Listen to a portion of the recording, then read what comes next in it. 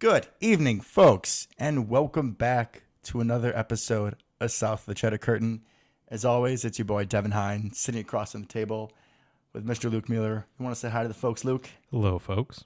Guys, we have made it to the divisional round of the NFL playoffs. And as you guys probably know, our Packers did not have a game this week because we did a good job this season and secured the number one seed. That we did. So we have a lot that we want to get to, previewing our date Saturday night against the rival San Francisco 49ers. So before we get into all that plethora of information, we want to just kind of bounce around to the games from the wild card weekend, and just kind of give tidbits.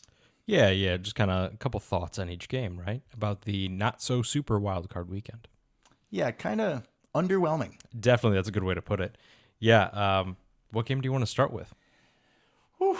Well, can we start with my second favorite team? I got to go with my Buffalo Bills over the Patriots. Yes, we can, which absolutely was a terrible game, unless you're a Buffalo Bills fan or just anti-Bill Belichick, which I think most of us probably are at this point. So, we just got to come out and say it, right? That was the greatest performance in the history of the NFL playoffs. And that feels dramatic, folks, but it was literally a perfect game. The Bills scored on a touchdown on every single drive besides when they were kneeing the ball at the end of the game. And they did not even face a fourth down.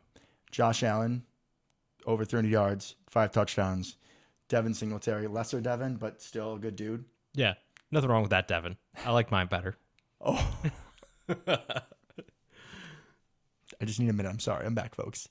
Devin Singletary got 2 rushing touchdowns on the ground. I mean, just everything went right for the Bills. They looked absolutely unstoppable, right? I mean, that was peak Bills right there, which was cool to see because last year, I think most Packer fans probably agree, that's what we wanted in the Super Bowl, Bills-Packers. Yes. And that we thought was the most likely matchup. And then most likely matchup. Obviously, the Bills are kind of our brother out to the east a little bit. Small town, gets cold, you know. Crazy fans. There's some definite comparisons there. Exactly. So I've always had kind of a soft spot for them personally. Plus, we have some connections, you know. Got Don Beebe, that kind of thing. So. Oh, and hello, Micah Hyde. Obviously, Micah Hyde in more recent times, who had an amazing interception in this game. Coming over like a free safety, one-handed. It looked gorgeous. You know what else he did? Received punts. Very well. He used to do that for us too. He was our last real good punt returner. Solid, consistent punt returner, right? Tyler Ervin takes offense. Okay, that was for like half a season. But still, no, I'm with you. But Micah Hyde was kind of the last stalwart we had, kind of really solidified the position back there. And he did it for the same reason. He's not their punt returner, but it's playoffs. You put who you trust back there, right? Just really proud of what I saw to Buffalo as a whole. They had lost their all-pro cornerback Trey White earlier in the season to injury. And I thought that they were going to take a little bit of a hit in the secondary. Only gave up 17 points to a Patriots team, which doesn't have a whole lot of top-tier talent, but it's Belichick. You know, he can get me or you to the Pro Bowl at wide receiver. This is true. And I think that defense, if I remember correctly, was top 5 this year. And they just absolutely eviscerated them. So happy to see it for Buffalo. They're on to the next round. Go Bills. Go Bills. You had the Bengals-Raiders game, which was probably the most controversial game, I would say, out of the weekend. Yeah, and I think probably the best game out of the weekend. Obviously, we'll touch on the only other close game a little bit later, but that was kind of the back and forth. Kind of came down to the end there with Carr, but yeah, there was some controversy. The Joe Burrow whistle, the play dead that didn't happen. Just right, they blew that whistle right in the middle of the play before the reception was caught in the end zone. So technically, that TD should have been taken off the board and replay the down, but not surprisingly, they did not do that.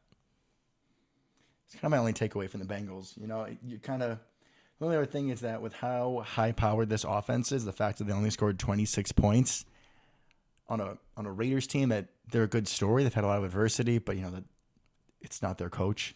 No, right? and Crosby had a really nice game for them at D end, so kind of almost single-handedly kept that within reach a little bit because he kind of took over the game at points. But I agree. I was kind of expecting a little bit more firepower. Derek Carr did some Derek Carr stuff, both good and bad in that game. That last interception was was a little rough to see. Mm-hmm. It was a pretty classic Derek Carr move, but props to the Raiders, right, for getting this far with everything they've had to go through this year. And like you said, he's not their coach, in theory anyways, but that guy's done a hell of a job with that team, with everything that's gone on, and the players absolutely love him. Derek Carr said as much after the game. Yeah, he should definitely be back for another season. But I mean, all the John Gruden stuff, Henry Ruggs literally being selfish and killing somebody. The cornerback Arnett, right? Yeah, he did something else just asinine as well. He posted a video threatening to kill somebody, so then he got kicked off the team. Yeah. And I mean, if you look at that team talent-wise before the season, you kind of think they're like a playoff bubble team. Right. And with all that shit that happened, the fact that they made it shows some resiliency. Mm-hmm. But I'm not surprised they didn't make it very far. No, I think the correct team won, right? Part of me was kind of rooting for the Raiders just because of that story, but the Bengals are the team that has a chance in the next round. I think the Raiders would have just gotten whooped. Speaking of whoopings. Oh, boy. Ooh. I don't even know which game you're going to bring up, but yes, there was a lot of whoopings. Friend of the show, Brian Webb, your Philadelphia Eagles made the trip to Tampa Bay. Didn't really show up to play. Just Brady doing Brady, man. Buccaneers spanked him 31-15. But I don't even know if it was Brady doing Brady. I mean, Brady looked pretty good in the first half. Second half, not so much. The Eagles really started getting to him. Really applied a lot of pressure. And a lot of those points came off stuff from the Eagles, interceptions, taking points off the board, some turnover. Just the Buccaneers D looked pretty good, or the Eagles offense looked absolutely atrocious, whichever way you want to take that. Yeah, the Eagles offense just looked completely inept. Jalen Hurts, not a good game. No. Several turnovers. Just felt like he looked a little bit lost out there. Yeah, the moment was too big for him. I don't necessarily believe they had the greatest game plan. And I get that they kind of got punched in the mouth real quick, but they abandoned that run pretty quickly. And what did we talk about all last episode? For them, it was all about the running game. Yeah. And once they turned the back on that, we knew that it was going to be that was probably going to be it for them, right? Yeah, and they didn't really have a running game outside of... They had some nice Jalen Hurts runs in the first half, but Boston Scott got loose the second half for kind of a long run after the game was out of reach. But yeah, they just didn't show up. A big thing they kept harping on in the broadcast was they just inexplicably didn't want to give their best players the ball. Like Devontae Smith didn't have a catch till like halftime or whatever it was. Yeah, I caught that. They didn't even try to give him the ball. No even like wide receiver screens or anything like that. And the corners were playing literally like 12 yards off. What would we do in that situation if a corner's playing 12 yards off of Devontae? Screen right away.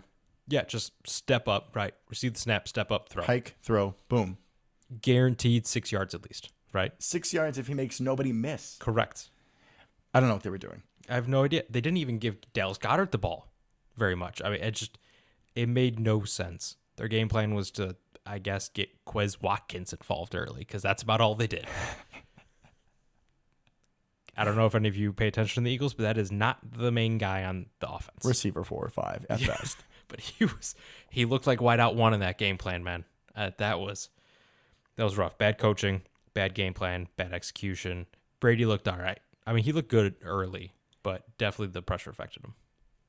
For our potential future matchup, correct, right? If we do have to play the Buccaneers, which we're going to see, but it's looking like that could happen, right? It's possible.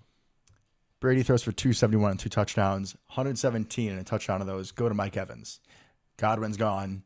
Yeah. Antonio Brown is gone. So Mike Evans' volume of targets is going to greatly increase. Yeah, it was the Mike Evans show. Really, the offense, they did some nice little quick stuff a little bit, but they looked a little off, if I'm being honest, the Bucs early on, throwing to Tyler Johnson and those boys. But things started clicking into place when he really kind of started force-feeding Mike Evans. And the Eagles didn't really have anything to go against it. So a little preview here in case we play them. Mm-hmm. Think about Mike Evans. Do you think we are better or worse equipped against Mike Evans this year than we were last year? Way better. And there is one man. There is, because that is the reason why. Yes. I mean, he's honestly the guy you would want on him anyways, right? Even if all 3 of our top cornerbacks are healthy, right? Who do you put on Mike Evans?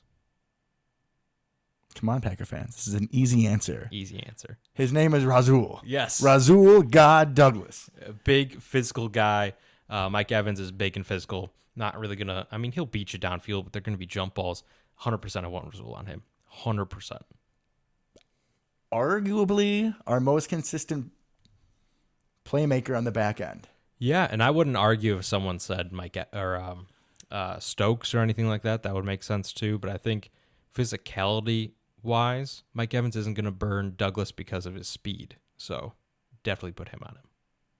Another way you could think about it, you have safety help over the top. Yeah.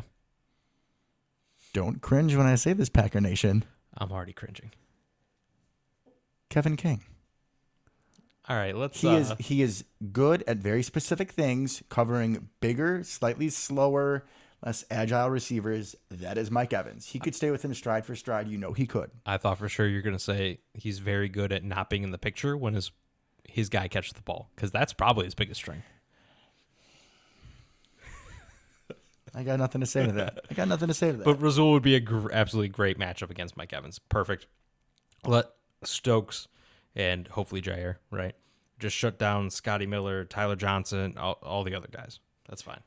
That's an interesting matchup you bring. Stokes on Scotty Miller. Little burner from Barrington. Why? We don't bring up... Listen, I can tolerate this whole own thing if they're on our team. If they're on another team, I don't give a shit. Okay? You shouldn't care about them at all. He's the enemy. Do you understand? You know I do, and we're going to talk about one later. And I won't say own, but I will bring up where he's from. On to the quote-unquote game between the Chiefs and the Steelers, which... only thing I'm going to say about this game is boo-hoo on the Raiders. Boo-hoo on the Raiders for not tying the Chargers, so we had to watch Big Ben in the playoffs. Yeah, that was terrible. He looked terrible. We knew they were going to look bad, right? That's the Steelers, what we saw. Okay, I'm going to go on a very small rant here. That's not even Big Ben related. Najee Harris, right? 1,200 yards. Great rookie year, right? Looked great. 74 receptions. Wonderful. Yeah, he's a stud. I'll give it to him. Is he? And I don't mean this in a bad way. He's a very good running back. But I think some of the things, plagued is the incorrect word, but that he showed that gave me some concern at Alabama are some of the same things I'm seeing this year. That's a lack of explosion and big plays, right? So if you bring up his stats, which we definitely don't need to, he averaged like 3 yards or less per carry in this game.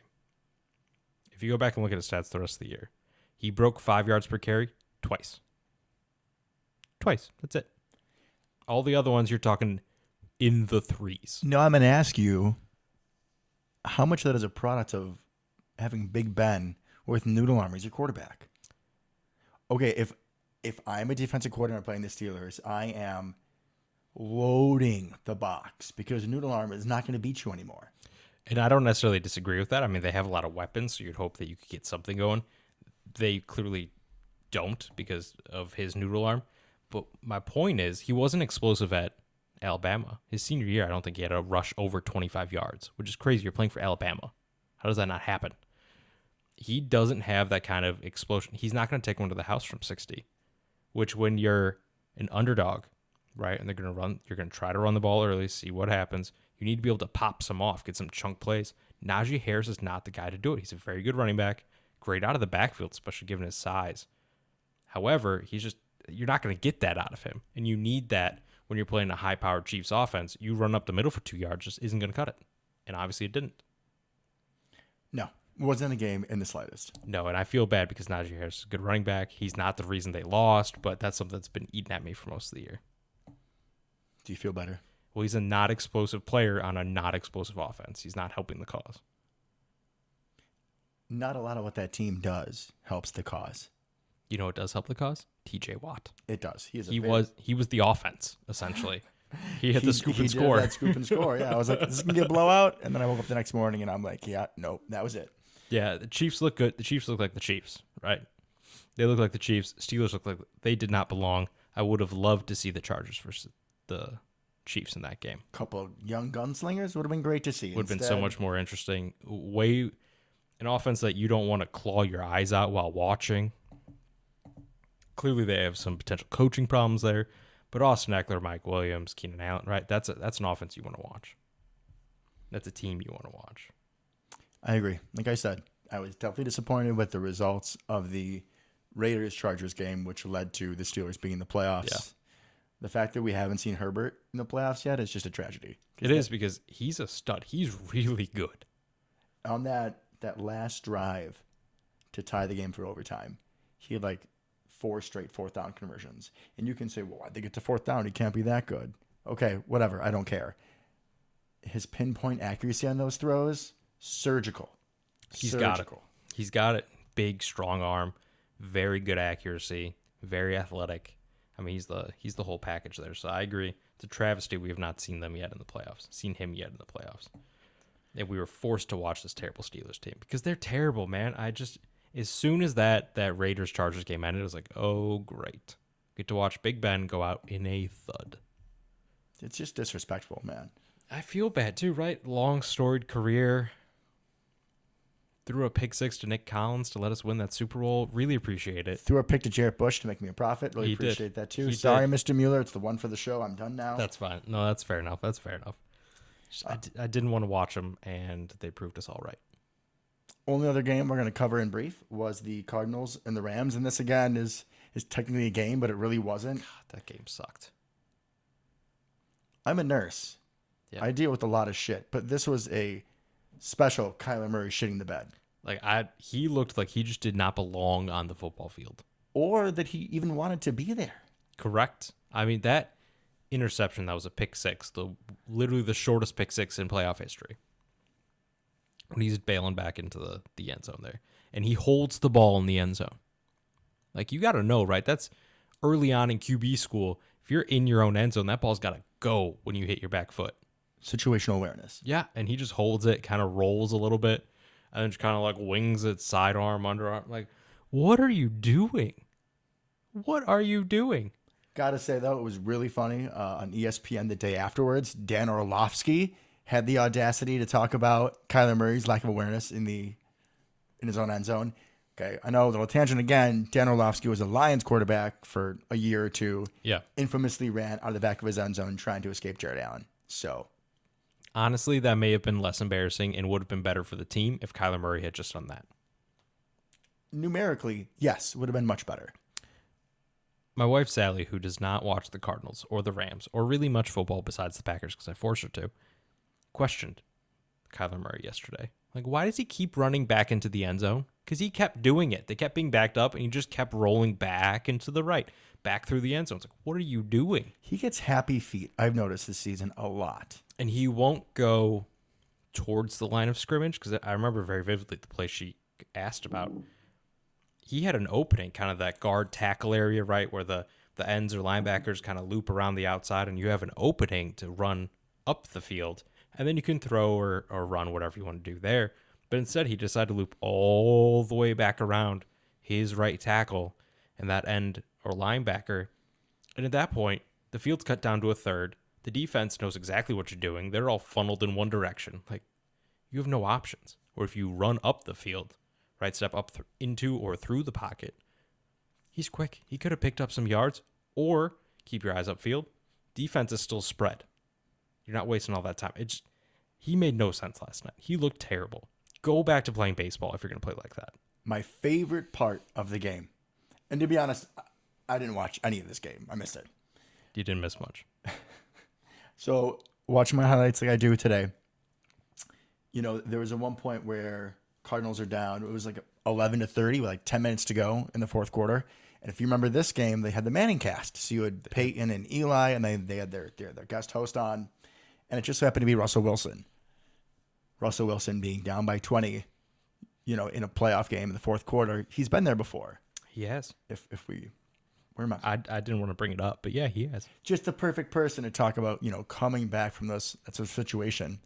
And, they're talking to Russell Wilson, and Russell is like, if I'm Kyler Murray, I'm going up and down my sideline, saying, we ain't done yet. We got this. Let's go. Let's fight. And I completely respect what he said. 100%. Obviously, there's no Brandon Bostic on the field in this case. There's not. It would have been a little harder for the Cardinals to come back, but I see your point.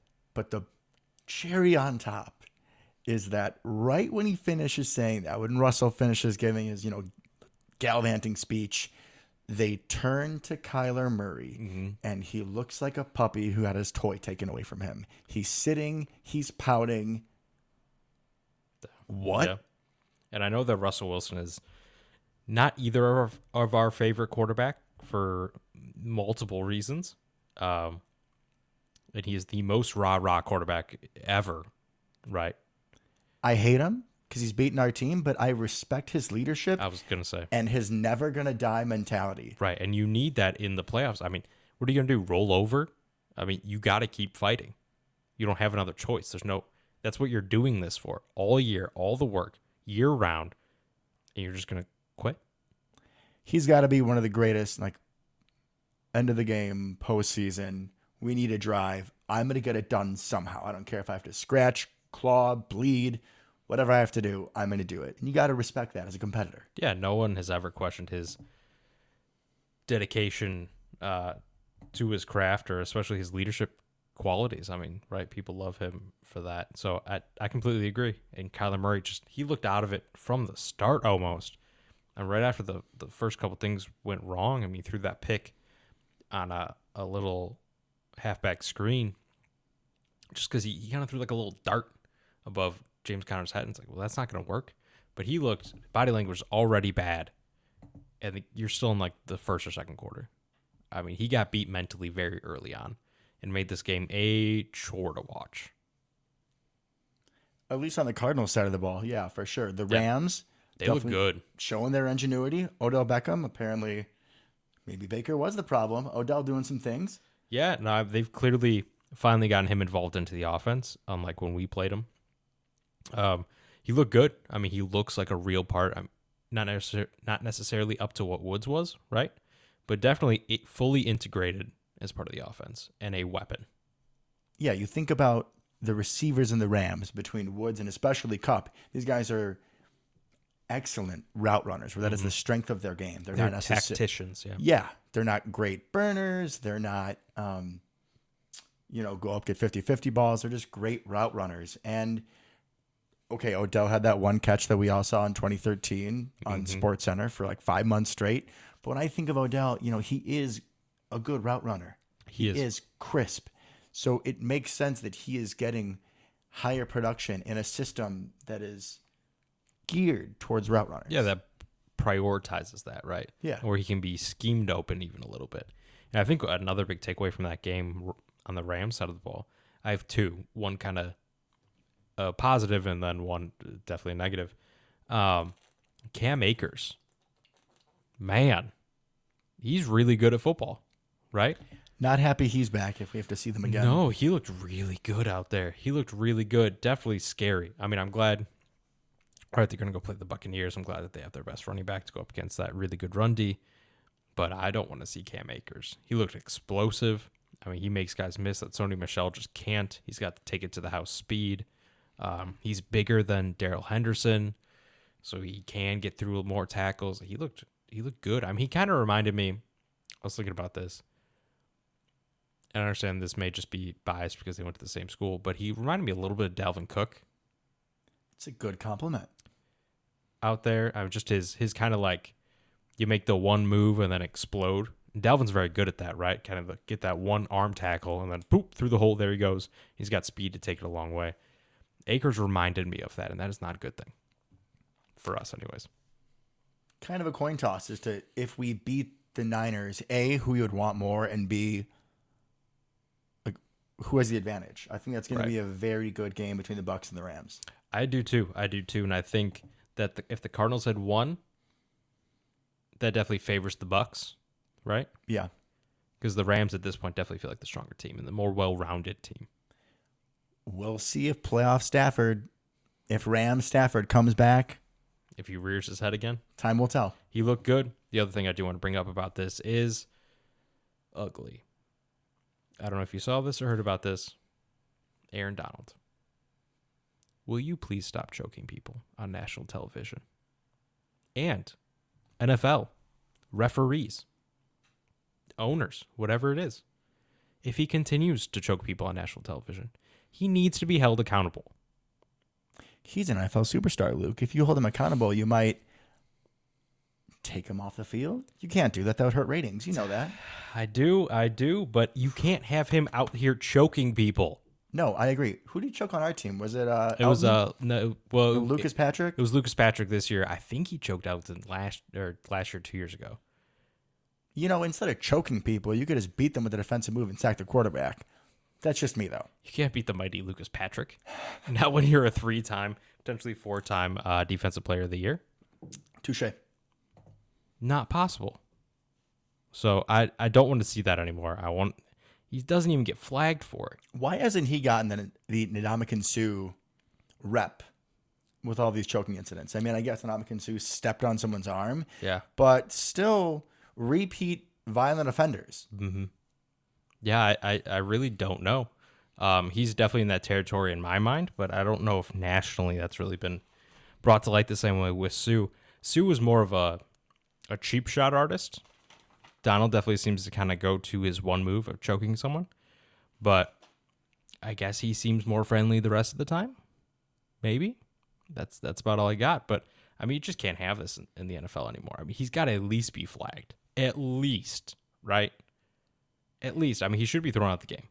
That's what should happen. It'll be interesting to see because everyone talks about Brady's and his boys. They always get the calls. Mm-hmm. That'll be a little matchup in the matchup. That will be, especially because they got some mean guys on that front. What's his name? Jensen, I think, their center. Mm-hmm. He's fiery. So I think that'll be an interesting matchup there. I was going to say feisty. We're thinking along the same lines. We are. We absolutely are. All right. Now let's get into the meat and potatoes. Meat and potatoes. So on the drive over to Luke's place, because we always record at Luke's place. We do. Because he's allergic to my cat, can't I am. breathe. Not a good thing. I was thinking about how I wanted us to break down this game because there's a lot of content that we can cover because we have our week 3 matchup and we have the Dallas game and we have how everything translates into this game against the Niners. So how I wanted to do it is kind of our usual format where we talk about things on offense, things on defense, but we're going to kind of go, what we remember from week 3, what happened with Dallas, what happened with their offense and their defense, and then how it translates into what's going to happen, what might happen on Saturday, how things have changed. Right. So let us begin on offense. Let us begin. May I start? Absolutely. Feel free. So if we can roll back the clock, folks, to week 3, this is September. Mm-hmm. We'd been smacked by the Saints. We don't talk about that. So we didn't really know where our season was at. We thankfully won against the Lions. This game in San Fran was, can we get the monkey off our back? Right. Can we go to San Francisco, go to California or Florida and win a game? If you remember, so Bakhtiari was obviously out because he's just back now for the first time this season now. But Elton Jenkins, we had moved to left tackle. He was out. Yep. So this was the first time we were going to see Yash Nijman, who to that point had been kind of a meme in Packer fan circles, right? Yeah. You see him in preseason games, jokes are kind of made about him, and it's like, oh shit. We haven't handled this team well in the past before with all of our horses. Now we have our third string left tackle Against Nick Bosa. And those boys. And I thought, oh my God, what are we going to do? Get destroyed on the offensive line was my thought. I'm not a coach, but my thought process would be, okay, let's bring in extra guys to block. Let's give Rodgers protection. And you know what they did? They did the exact opposite. They went 5 wide with a little bit of chipping from RIP McHenry's own. Big Bob. But they went a lot of 5 wide, like 2-3 step drops. These showed stats all throughout that game about how fast Rodgers' release rate was. Because then essentially you nullify the pass rush. Right. This was a game where we primarily fed Devontae. You did have what's also laughable now is you had Lazard's first catch of the season, and think about all the strides he's made. Huge. We'll get back to that. MVS had a nice couple 30-yarders opening things up down the field. Another key part of this offense from that game I want to mention, again, thinking back to the time frame, when we played the Saints, the run wasn't working. We completely abandoned it. I think this week 3 game, other than the Saints game, was probably the worst we've run the ball. We had 25 carries, for 100 yards. Yeah. We didn't run it well, but we stuck with it. We did, and I think what's interesting, and I'm sure we'll get into it, but it was very one-sided running the ball, which is probably one of the last times we really saw that. Aaron Jones got 19 of those 25 carries. A.J. Dillon barely got anything. Which now the flip isn't completely swapped because last 2 games Jones got a little more carries. But it's much closer to 50-50 usage. Much closer. And you probably think that Dillon has the slight nod in carries. Potentially, yeah. Yeah. Other thoughts on offense from that game before I jump to what Dallas did and didn't do and yada, yada, yada. Well, obviously that was the game, right, where we had the 37 seconds. We needed to go down and kick a field goal, so that was a thing of beauty. Just watching Aaron tear out hearts on that last drive, just thrown to Devontae somehow between like 27 different 49ers defenders. Right over Fred Warner. Correct. So that was a beautiful thing. But I just remember Devontae. I mean, Devontae had over half the catches in this game. I mean, it was the Devontae show, and then more Devontae, and then more Devontae. I mean, they couldn't stop him. And they couldn't. And they still don't have anybody in the secondary that can. If anything, the secondary's probably gotten worse. Jumping the ship a little bit, but yeah, I agree. But that was the Rodgers to Devontae. That was pretty much that game. So let's fast forward to this Cowboys game, right? Yeah. So Dallas did not utilize the quick pass game at all in the first half. No, they didn't. They did a lot of dropbacks. Or their best receivers. It's very odd. Agreed. A lot of dropbacks. I think they were probably designed as 3-step drops, but when Rodgers is a 3-step drop, it's 1, 2, 3, throw. Mm-hmm. Other quarterbacks like Dak, 1, 2, 3, look, uh-oh. Mm. The story of this game for Dallas's offense was ineffective running by Zeke, which is what we talked about beforehand, that you need to be giving the ball to Pollard more. Yep. You have Dak holding onto the ball for too long. I'm guessing they were calling deeper routes down the field. You have to wait for those progressions to happen. And then there was at least 3 or 4. The Niners got 5 sacks. I counted 3 or 4 of them. Happened the play after the Cowboys got a holding penalty or a block in the back or something, and they were put in 3rd and 10, 3rd and 15. So Dak's holding the ball more. Right. You have to wait for the routes to develop. There comes the sack. The key interception in the second half was off one of those plays. Mm-hmm. Off of a penalty. I think it was a block in the back by Dalton Schultz. It's 3rd and 20. Dak tries to force it, stare down his receiver, and it's an easy pick. Niners get the ball in plus territory on like the 30-yard line. Couple plays, Debo scores. Right.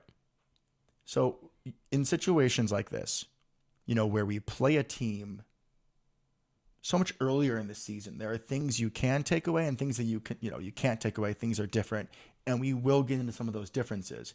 But on our side of the ball offensively, it's all about getting the ball out quick. When Dallas drove in the second half, it was the quick passing game that did it. That should still be the game plan here. I'm okay, and I would encourage us to go 5 wide, chip Bosa, even if Bakhtiari's still there. If Bosa's playing. If Bosa's playing, which reports are that Bosa and Fred Warner should still both play. I'd be shocked if they don't. Death by 1,000 cuts. It was the only the Devontae show last time. Cobb is back and actually useful. He wasn't really a big part of the offense back then. Yeah, he wasn't really fully integrated yet. And Lazard is now a glorified tight end. I know we lost Big Bob, but I think that with how well Lazard has played, it's a very similar substitution. Yeah, and we talked about that last week, right? He's running a lot of tight end routes, essentially. Yeah, so that's going to be big. I was going to bring up Cobb as well. This could be a game like Devin fist pumping. Sorry for the rant. I had all this analysis ready to go for the game. I was so excited. He was so excited. He was so pumped to bring you guys this. But yeah, Randall Cobb having a great game is kind of what I expect, like the Pittsburgh game, right? Like where he kind of went off. The very next game is where he went off. Yeah. So I could see a game kind of from him. Plus, we all know that Randall loves to do one thing: show out in big moments. That he does. So this is a big moment. I expect him to have a good game. Like I said, they've probably gotten worse in the secondary since then. So Devontae's going to go off some more and some more and some more. Do you think we see any of the Ravens treatment where they literally did not shy around the fact that they had two guys covering him in man? That's a good question. Yeah, I would not be surprised if they did something like that. And granted, we don't pay super close attention to the 49ers, but I don't think they've made any additions to the secondary personnel-wise. No, I don't believe so. So I think our offense is better now than it was then. I mean, you got Bakhtiari back. Yep. You got Myers back. Like I mentioned, the running game, while we stayed with it, it was shit. Right? Yeah. And I think we're going to get a lot more A.J. Dillon wearing him down than we did in that game. So you got to factor that in. So offensively, I think that we've kind of caught up. I wanted to think if there was anything else I wanted to mention. It's just that Dallas, when they started having success, it was when they were doing the short, quick passes, have to do the same thing. And it, like I said, it kind of felt like Cedric Wilson was their wide receiver one, which was puzzling. He's a little speedy, usually a slot guy. Cobb. But they have great receivers there in Dallas. But once again, they didn't seem overly interested in getting like CD super involved. There were a couple plays, like a screen to CD that was almost a first down. Again, called back with penalties. Dalton Schultz, their tight end, who's up and coming. Yeah, no, he's looked really good as the season's gone on. But you think about it, he is not the first name you mentioned when you talk about receiving threats for the Cowboys. No. So he's, 3-4. He kind of gets lost in the wash. Right. Thinking what he's going to cover. There's a few other guys in the Packers that might get lost in the wash that could have big games. Here's hoping. Josiah DeGuara, I'm looking at you. Even though he's receiver too, Alan Lazard, I'm looking at you. Mercedes Lewis, maybe if you, go out for a route, they forget about you. I think our passing offense and our running offense, honestly, should have success against this team. I completely agree. I don't see why we wouldn't. Any other thoughts about how the season's gone on, offensively changes versus what they showed and what Dallas did? Oh, one more. Based on, just popped in my head, how you mentioned the Devontae drive. Mm-hmm. You would think D'Amico Ryans, who is now their defensive coordinator, would learn with 30-something seconds to not go super prevent. Dallas's almost comeback, where Dak just had that the quarterback run, which was poor clock management. Kind of crazy to see them call that. They were in scoring position. Yeah. Because they went complete prevent. Something to watch out for. 100%. Also, I do want a quick mention that, man, I feel old watching D'Amico Ryans be a coach. Yeah, it's cool, right? It's cool. I grew up watching that guy, but then it feels like him, Byron Leftwich, Gerard Mayo. I grew up watching that guy. Right? That's how it feels That's real quick. 100% how it feels. Which, we're not that old, but that's what it feels like when it's like D'Amico Ryans, Gerard Mayo. I'm like, oh, man. Whew, I remember them. But yeah, I think really something I think we could do, and I expect us to do because we have shown it a little bit more recently, is be more creative, right? Like we've said a couple times at this point, a lot of Aaron Jones in this game, not a lot of A.J. Dillon. I'm expecting a lot of both. Pony. That's what it's called when they're both in the field. Correct. I expect a lot of that. I think we're going to get really creative. We're not Kyle Shanahan and we don't have Debo, but I could see some interesting things going on in the backfield. Like I said, I think we've seen more of that the last couple of weeks of the season. Get a little bit more creative with some of our personnel groupings. So that's kind of what I'm looking forward to. I think we've taken a lot of strides in that regard as well. And you do have the LaFleur-Shanahan rivalry, right? Shanahan's Mr. Creative Play Caller with Debo and Kittle and all these guys. You don't think Matt wants to be like, I can do it too? 100%. Love to see it. Love it. I can't wait to see what he's going to do. It's going to be good. To defense? Oh, man, yeah, let's talk about some defense. All right, so back in our Week 3 matchup, we'll start there just like we did on offense. Our boys are pretty stifling, and as painful it is for me to remember, two guys, pretty unsung heroes, not McHenry, Naperville, and... Come on, I can do it. Come on, man. Naperville's own and the one from Northwestern, right? Yeah, the one that's actually been really good this year. We talk about him almost every episode. Dean Lowry. Yep. Rockford. Thank you. Rock. That's right, because he's a rock in the middle. They both balled out. Yeah, they both had This good game. games. They had a lot of pressure, right? I don't think their stats were crazy, but they made some impactful plays, even if other people got the tackle. Something we saw in that game, which we haven't really seen since, they put Kenny Clark over the offensive tackle, like defensive end, because Lancaster was pummeling the center at the point of attack. That was huge. Yeah. And Alex Mack, their center, who was a hell of a center, like Very good. their offensive line pieces were playing. It's not like they were banged up. Right. So I hope he could still have that sort of impact. That would be great. And even if he doesn't, we've seen a little bit more out of TJ Slayton. Obviously, Dean Lowry's just become a monster since then. 5 sacks, career high. I'll give praise where praise is due. And a lot of pressure, a lot of impactful plays in the run game as well, just using that absolute mammoth strength. This was the game where he had that sack on a stunt. Do you remember that? Yes. You're not more excited. Why am I more excited for a sack? Because you didn't remember where he was from. Can you forgive me? I'm sorry. We'll see. We'll see. All right. His beautiful sack on a stunt where he was supposed to be the sacrificial lamb, and instead he got free and just landed right in the arms of Jimmy Garoppolo. Love that. Love it. Love to see it. I think the big difference, right?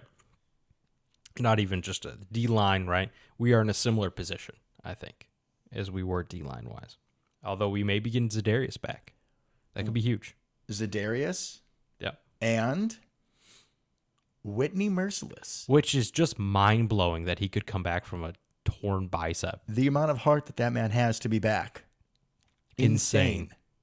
Whoa. That was good. Whoa. That was good. That's the first time we've ever done that.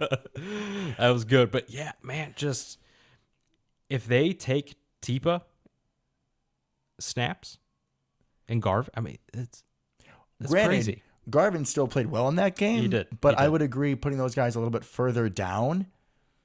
I mean, thinking about it, if we have back to the 4 pass rushers, the 2 groups of 2, where you have Preston and Gary, or probably I think they'll keep rolling with Preston and Gary. Preston and Gary, and then Merciless and Zadarius. I like that. Insane. And watching back the film, you remember NASCAR, the package they would do? I do when it was like nothing but linebackers. But you would put you would put Zadarius up on front of the center. Yep. Watching back against the Arizona game, Whitney Merciless did that with success. He was able to get Russell Wilson. He sacked Russell Wilson. He was able to get Kyler Murray out of the pocket a few times. Correct. Both those guys bringing back offers a lot of versatility for what we can do as a pass rush. Yeah, I mean, and it's been noted over the last couple of years that Darius can kick inside pretty easily and kind of play defensive tackle if he needs to. Now, hopefully he still can. We don't necessarily know what shape these guys are in, but that would be the hope. I mean, he's a big enough body. He can do that, kind of give you that extra little something. So that would be huge. Absolutely huge. Zadarius posted on his Instagram today because, you got to follow the boys. Got to see where their mind's at.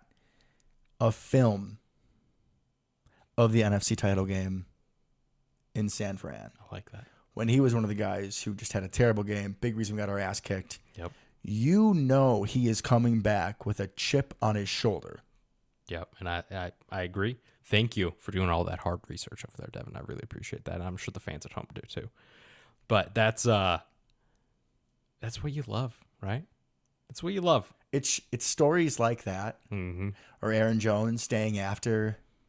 I think it was this past year. Too many championship game losses to count, but staying after and watching them celebrate and getting that chip on your shoulder. I mean, that's the kind of person that I am. Like when I'm working out or whatever, I want that chip on my shoulder. Absolutely, I'm with you there. It's great to see. And Aaron Rodgers has brought this up a couple times, but we're a great team, and we're probably potentially the favorite to win the Super Bowl, right? I'm just going to put that out there. Probably on paper, yeah. But it's a team comprised of a lot of people that have kind of been thrown away, or people that weren't potentially good enough, right? And we'll get into that when we talk about the secondary. Oh, yes, we will. But built on a team built of a team that has chips on their shoulders. Misfit toys. Exactly. We're the island of misfit toys. And it's coming back It is. with a reckoning. Pause for a second. Guys, all Packer Nation that's listening, if you have not seen the clip comprised by a Packer fan from the Avengers Endgame, but he replaces it with all the heroes as Packer players that are coming back from injury, you need to go watch that tonight. Just Google Packers Endgame. You'll find it on YouTube. Okay, the cinematography is not great, but if it doesn't get you in the feels, unsubscribe. Have a nice life.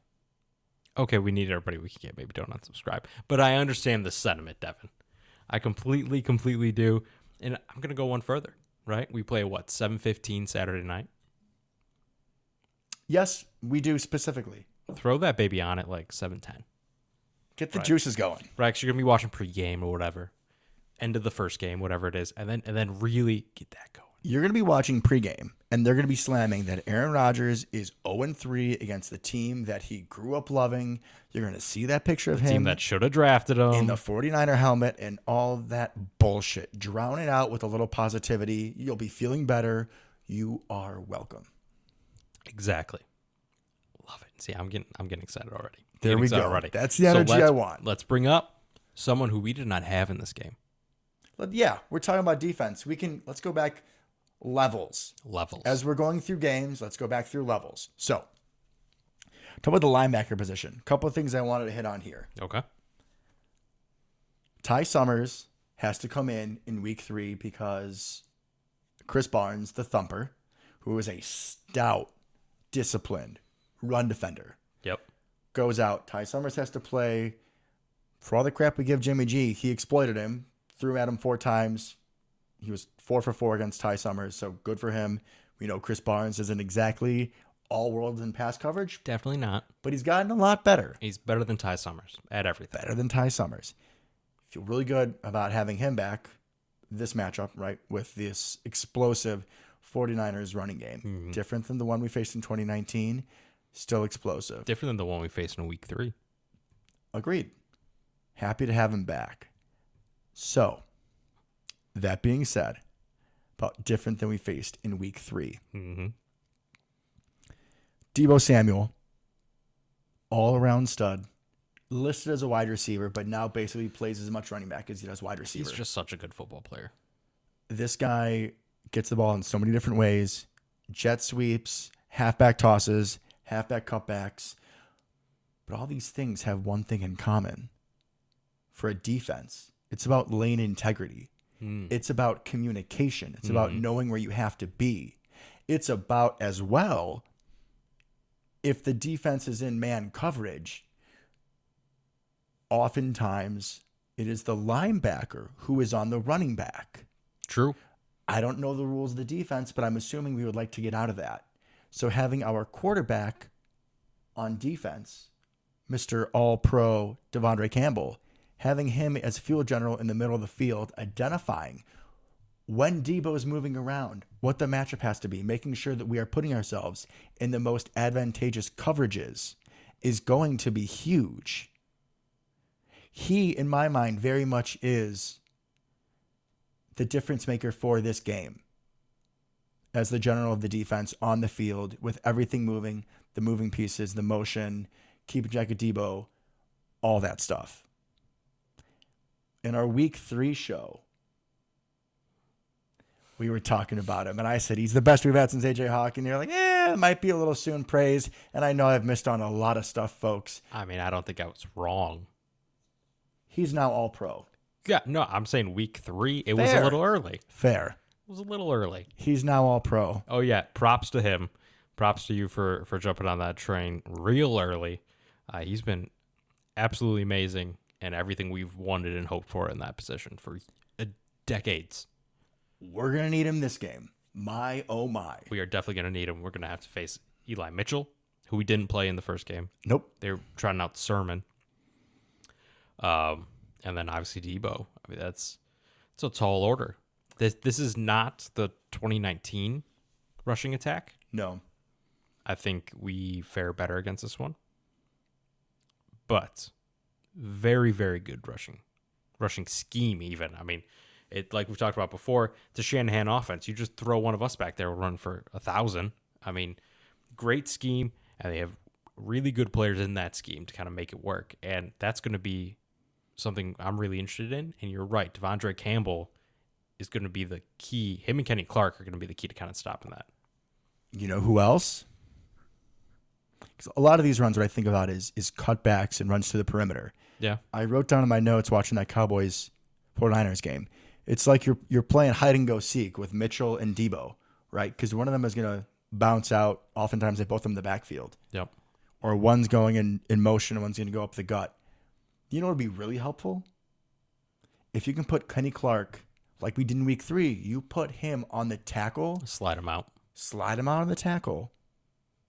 Because he is gonna blow that tackle up. He's going to eat a ton of space out there. You're not going to get around him. You're right. He's gonna redirect it. So you know what that means? Naperville's own has to own the middle. Tyler Lancaster or TJ Slayton, we're calling you out. Be in that middle. Push Alex Mack back.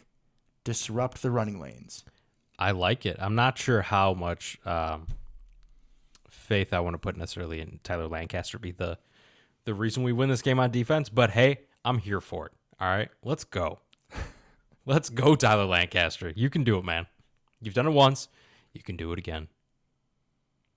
And Contain's going to be a big thing. Contain's going to be big. Preston and Gary. Merciless, too. He's a great run defender. He is. Z's real bad at it. Z is terrible at run defending, which is why I almost want him to be more in the middle and selective on pass rush downs, right? Yeah, and I think that's especially him. I expect bad back and everything. That could be really hard to come back from. So I hard to come back from. See, yeah. Boom. I think that he could definitely be much more of that just passing situations guy. He may have to be. Hell, honestly, I'd rather have Garvin out on the edge there for running plays than I would Za'Darius at some point. Let's go Tipa. But here's the thing. Are they even going to be able to play? We only really have 4. So it's probably just going to be, if those 4 are active. It's going to be just those 4. That's probably it. Unless maybe you bench Ty Summers and then have another outside linebacker. But maybe. We can hope. Yeah, but Ty Summers has to play special teams. Garvin. Okay. Well, I don't know if now is necessarily the time you play around with some of that. But anywho's, we're talking levels here. We're talking levels. I'm okay to go to the secondary. Let's go to the next level. Let's go to the next level. All right, folks. Who didn't we have in week 3? Who, besides Devondre Campbell, is the defensive MVP for this team? I don't know, Devin. Who is a aggressive, ball-hawking cornerback who has changed several key games? Sealed the game against Arizona. Backbreaker against the Rams. Another pick 6 against the Bears. He's one of our only cornerbacks, or guys in secondary in general, who when the ball comes to him, and Jimmy G will throw you the ball. He will. He has proved it in the past. You just have to hold on to the damn thing. Razul God is here now. He is. And you're right. He has way better ball skills than everybody else, right? Night and day. Maybe Jair, maybe, but we don't even know because people don't throw at him. And that's assuming he plays. But we already know Stokes does not have great ball skills. Right? Kevin King obviously never had great ball skills. Sorry, he has a pick this year. Slow down. Continue. But you're right. When the ball gets thrown to you, you need to make that play. And I have complete faith in Razul that he's going to make that play. 100%. And he has completely changed the outlook of this secondary from potentially being a weakness, right? I mean, we had Stokes, and that was great. Then Sully was probably our second best corner once Jair went down. That's not great. No. Not great. But now you got Rasul out there. You got Stokes out there. You got the potential return of Jair out there. Woo. Razul, really different frame, but same sort of mentality as Sam Shields. Interesting. Yeah, different frame, different play style, but I see what you're saying. Much different physicality. He's going to get burned some plays, but damn it, he's going to trust his gut, and he's going to go get it. And I know it's kind of laughable. Razul Douglas bounced around a lot of different teams. Correct me if I'm wrong. He is the only person on the defense that is a Super Bowl champion. Oof. He's been there. Yeah, you're Devondre right. Campbell, almost, if the whole Tom Brady, Yeah. Falcons thing didn't happen. I think he is going to make a difference in this game as well. Just having him from a coverage standpoint, against Dallas, my boy George Kittle did not really do a whole lot. They didn't really focus on him running routes. They had him chipping a lot, kind of chip and go out if nobody else gets open. Mm-hmm. But if Kittle becomes a factor, Kevin King's an option. So is Rasul. True. That's a good point. And he's a playmaker.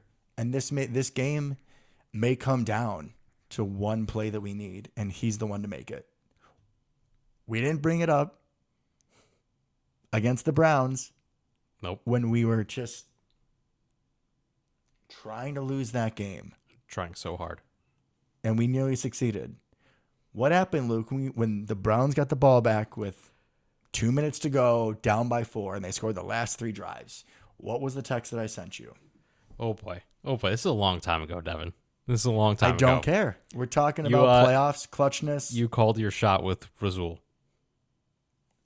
I think I said there's only one person that can save us now. You did. And his name is Rasul. And that's exactly what he did. It is.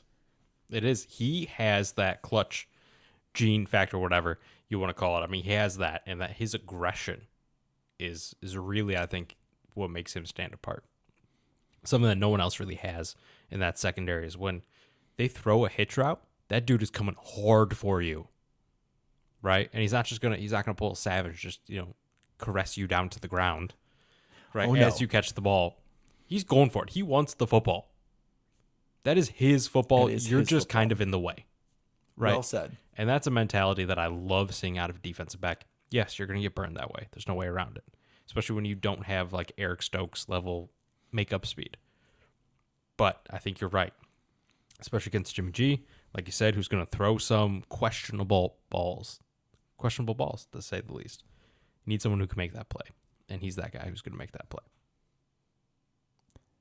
We played him week 3. This was the best game of the season for Darnell Savage. And listening back to our podcast from that week, his best plays were against Deebo Samuel. He was thumping him. We need Savage to return to that form. We do, and honestly, he's one of the people that can probably match up the best physically with Deebo, because Deebo's a strong, pretty fast guy, right? So Savage. I mean, he's smaller, but he likes to hit, right? He just got to make sure he wraps up. But he's got the athleticism to kind of stay with him. So I agreed. We need him to show up, kind of help on some of those run plays, right? When it gets bounced outside, we need Savage to come down hard, make that stop. He can have a redemption for the 2019 title game when we had poor perimeter seals from the outside linebackers, but also Savage and Amos took horrid angles. Correct. They should have been 15-yard runs, not 50-yard runs. And that's going to be a big thing because both him and Mitchell have a tendency to try to bounce, especially Deebo. Deebo, since last time we played him, right? Yeah. If you watch this game against the Cowboys, it isn't just like when we played us, it was just designed halfback pitches or reverses. Right. No, he's doing cutbacks. He is looking for his lane. Talk about that vision for a running back. He's developed that as the season has gone on. He has. Eli Mitchell's a great player, but Deebo is a incredible running back, just playing a receiver. He's pretty darn good at that too. So that's definitely something we have to watch, and we need Campbell. We need Savage. We need the line to keep contained to kind of keep that in check. Stay in your lane and communicate. Yep. And in the passing game, so you watch that game, Jimmy G is still missing wide open throws. He had Brandon Ayuk for like a 40-yarder, just flat out missed him. A lot of it's play action stuff. A lot of it's RPOs, which pretty evident it shows that Shanahan doesn't really trust him. No, and right now, would you either? Right? Like I've liked Jimmy G. Right? I'm biased, 100%. Rolling Meadow Zone. Yes. I see. I wasn't even going to say it. But so I'm a little biased, but he's banged up right now too. I mean, he hurt his shoulder. So he's dealing with messed up tendons in his throwing hand. So he can't grip the ball correctly. Now he's got a messed up shoulder. Like, he's not going to get more accurate as he gets more hurt, right? True. So he's going to be potentially, if we can force him to throw unlike 2019, more than 8 passes. Well, it's 8? I thought it was like 4. It was 8. I literally thought it was 4. It was 8. I double checked. But we just have to be prepared, right? We have to force him to throw and then take advantage of it. Because you're right. I mean, he's not great. He's not. I'm feeling better if he's in the game than Trey Lance. Granted, Trey Lance is a rookie and has, limited experience. But you don't know with him, right? He's that wild card, and he brings that athleticism that we just don't like seeing in the playoffs. No, we saw him once in the week 3 matchup. They brought him in on it was either a 4th and goal or a 2-pointer. He ran the read option, and we had no answer. Correct. He had 1 carry for 1 yard and a touchdown. I don't want to see him at all. Absolutely not. Another thing that's different for their defense, for our defense, their offense. Mm-hmm. Week 3, that was in September. It was. It's probably like 70 degrees outside. It was probably real nice in California. It's always, right? This past game, Jerry World, turf. People run extra fast on turf. They do. It's warm. It's It's nice. Dallas, probably 70 degrees, 80 degrees. Yeah, I'm sure Inside it was Jerry lovely in World. there. Yeah, it's going to be a high of 14 and a 50% chance of snow. Who do you think that favors, Luke? Well, I know who it favors. And there's one reason only. You would think maybe on paper, right? The team that runs the ball better. The team that builds their offense around the run game, which is the 49ers, right? And I would say, you know what? You're not wrong. But you're missing one important factor. Fire away. That important factor happens to be a turtleneck. When Aaron Rodgers puts the turtleneck on, because it drops below freezing, game over, man. It is over. When that man puts on the turtleneck, not just the long sleeves, you got to pay attention. He's specific about it. When he puts that turtleneck on, he's unstoppable. It's game over, right? And when the other quarterback nursing a hurt hand, nursing a hurt shoulder, it's not going to feel great when it's 14 degrees, a high of 14 degrees. Everything hurts more in the cold. So smack him around a little bit. He's got a long off season to heal up. Don't want to do any permanent damage, right? We're all people here. However, he's got a long time to get better. And you know what? We can be charitable people. We can send Jimmy G home to rehab sooner than later. I think that's the right thing to do, honestly. It's right? just charity it's of best our for hearts. his long-term health. If he just kind of takes a break, takes it easy, maybe start rehabbing a little earlier. I think that's what's in his best interest. And Darnell Savage has shown over the past few weeks that we can be charitable, we can be loving, We can be. we can caress you in the end zone. Just let you catch it. We're going to try to avoid that. Yeah, we want Darnell to return to who you are. We do. But that turtleneck's coming out, and so are the lasers. Just going to be dropping dimes, throwing darts all over the field, all over that frozen tundra with like little flurries in the sky. Think you're going to see listen, this San Francisco offense is still going to get theirs. I'm not going to say that there's not going to be a highlight of Deebo Samuel running 50 yards, Oh, yeah, there probably will be. weaving whatever through Packers. I mean, they only put up, 20-something points against Dallas after Dallas was shooting themselves in the foot the entire time. Yeah, 26, I think. One of them was set up by that stupid touchdown thrown by Dak. Mm-hmm. See, it's really like 17. But I think that the elements, the cold, the snow definitely helps us. I mean, we play in it all the time. This 49ers team has a lot of young guys. Like you said, it's going to be more difficult for Jimmy G with his injuries in the cold. I have learned from week 1. And I am not going to go and say these are the reasons why we win. We should win. There are things that I feel good about. There are a lot of things that I feel good about in this matchup. But what does it really come down to, Luke? What does it come down to? If we show up Yeah. and our best players play their game. They did not. It's that simple. Yeah, they haven't. Most of the times the in last playoffs, 2 NFC Championship games, they did not. Right? That's easy to say. Safe to say.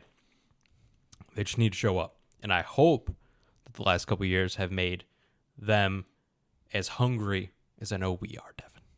As I know oh my we God, are. if we were out there, granted, no skill, but heart, so much. So much heart. We would get destroyed on the opening kickoff. But so much heart out there. I could be Ty Summers. Okay, I don't know about that. These are professional athletes, Devin. And we are not. We can't forget the last facet, though. Okay. Back in week 3, Mm-hmm. if you remember, we had to have a game-winning field goal to win it. We did. Something that you pointed out was after the last spike spiked the ball like 2 seconds to go. Yep. I think the Packers were down by 1 or 2. They were. It wasn't tied. And this was like a 50-something yarder. Correct. And we spike the ball, and Rodgers and the offensive lineman, they're all high-fiving. Yeah, he does a little like fist pump action. Game over. Because they knew. Yeah. They knew. They knew the Silver Fox was coming in to do his job. And the Silver Fox did do his job. I hope that you remember that for the next few weeks. Hope you go back to that form, Mason. On the other side, the most burning question for me going into this game, when we're on the topic of special teams, for the love of God, is David Moore playing?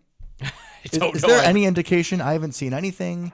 I don't understand. I watched the whole Matt LaFleur press conference today, and nobody asked about David Moore or what we're doing on special teams. Is he the new Josh Myers? Is he dead? Y'all should be fired. So I think realistically the answer, I pray, is Randall Cobb. If he's out there, I assume he's going to be the punt returner. Right, he's going to be the Micah Hyde for the Bills. He's going to be the guy back there. And I know we saw him muff one, and that was tragic, but he's not going to do that again. It's Randall Cobb. I trust my boy Randall Cobb. Is it just a numbers thing that we can't? Oh, God, I should have wrote this out so I don't embarrass myself now. Whether it's 5 or 6, like, is it just that David Moore is one too many, and that's why we can't activate him? Could be. Because we have Devontae, Lazard, MVS, Cobb. Amari. Oh, my God. Maybe Winfrey. No. EQ. Oh, God, we got a lot of wide receivers. Okay, EQ is fine. We cannot have Amari active over David Moore. I agree. Mark my words. If Amari gets the ball this game, we're going to pay. Yeah, you're probably right, so I hope he does. We're going to find out. We're going to find out. We're going to find out a lot of things. There's still some things up in the air, right? Like you mentioned earlier, we think they're going to play. Nick Bosa, probably. I imagine he will miraculously get through the concussion protocol a day early because they're coming on a short week. Yeah. Right? Be willing to put money down that that's what's going to happen. That he's not going to miss time, right? Shanahan said probable for both of them. So they're Warner coming back. But maybe Warner's is a little banged up. Remember, there was a round last year, right? Aaron Donald, was he going to play? Played. Granted, was going against the human mauler that is Elton Jenkins. Mm-hmm. But I'm sure he wasn't helped by the fact that he was banged up. Right. Just because you're on the field doesn't mean you're balling out. I mean, you saw that, I think, a little bit on with the Buccaneers game. This is also a big thing. I know we're kind of jumping around, but Tristan Wirfs, right? All-pro right tackle. The best right tackle in the game. Young guy. Hurts his ankle. Comes out for a couple plays. Goes back in. Very next play. Comes back out because he looks absolutely terrible. Gets completely run through and makes it worse. That's a possibility. Kind of hope he's still banged up if we have a date with them later. Honestly, I don't think he's coming back. I mean, That's huge. It looked like a problem, if we're being honest. It was Ryan Kerrigan took one hand and just straight through that man. And Ryan Kerrigan on the Eagles is a bit of a joke. He used to be really good on Washington, but He's gotten older, but he drove through that man and just made it worse. So Tristan Wirfs, I think, is going to be out this week. But Fred Warner, potentially, you could see a similar situation, right? Because he's dealing with like a banged up ankle, I think. Sounds about right. So even if he's playing, he may not be able to be as explosive as he was. A guy that's very good in coverage, very athletic, right? And even on our side, we don't know Za'Darius, Jair. We don't know exactly how many of these guys are coming back. We know Myers, we know Bakhtiari. I would assume Cobb, right? We're not 100% sure on some of these pieces that are going to be very pivotal in this game. I think out of all of those pieces, the one I would be most okay not to have is Za'Darius. Which is crazy to say, right? But I agree. Because pass rush is not going to be a super big part of this game, and we were really effective with the guys that we had. Plus, you have Merciless now, too. Yeah, if Merciless comes back, I expect us to have a good enough pass rush without Z. But even Garvin had half a sack that game. I mean, and if Dean Lowry keeps getting more pressure up the middle, I mean, if they're not sacks, you're just getting Jimmy G's face. He's going to throw a duck up. He's going to say, hello, Razul. What's up? That's the plan. Maybe Jair. Give him a little welcome back gift. Haven't seen you in a while. He got a pick in the first game. Let him get another one. Game. Yeah. So I know that, on paper, this is the team that we wanted to play the least. I believe I did say that last week. I think we both agreed to this, but I want to kind of flip it another way. Yeah. Luke, as Packer fans, You know, this whole show is south of the Cheddar Curtain, right? It is. Packer fans living here. Mhm. We have put up with so much shit talk for so long. And you and I have been hearing a lot lately, a couple of guys at work, you know who you are. Oh, just going to go lose the NFC title game. Oh, lose here, lose there. It's the big butt of the joke. Can't win the big game, right? So what if we beat San Fran, who spanked us 2 years ago, Mm-hmm. and then I hope Tampa wins so we can go play them and beat them and shut them up. If this is our year, if this is the year we go to the bowl, I don't want no asterisks, okay? I don't want nothing. I want us to beat our demons. And the exorcism starts on Saturday. I love it. Absolutely love it. I'm 100% here for it. I agree. Because I was nervous, right? Last week. You could probably tell if you listened to that back. I was not super excited to potentially play this team. You know what Devontae would say to you? You know what Devontae said this week? What did Devontae say this week? Somebody asked him if he was scared to play San Fran. You know what he said? If you're scared, you should go to church. I love that. I love Devontae so much. So much. But I agree. I mean, at some point, right, as Packer fans, they're not wrong. We've lost a lot of big games in very dramatic fashion. Very entertaining fashion for all of us, all of the people around us, right? And everything we've been through this year. Everything we've been through. Off season. Random Aaron Rodgers shenanigans, right? All that we've had to hear and listen to as fans. And haven't watched Jordan Love play, too. That was rough. I didn't want to go there. Sorry, continue. I didn't want to go there. All that we have witnessed, right? At some point, it's all about the game coming up. It's all about beating San Francisco. It's all about one game at a time. But I absolutely want to go straight through San Fran. I want to drop 50 on Tom Brady. I want to cruise into the Super Bowl knowing that we absolutely destroyed our demons. That's what I want, Devin. And it starts Saturday night. It starts Saturday night. Absolutely, it does. Any closing thoughts? Go Pack, go. Go, Pack, go. We'll see you next week, folks.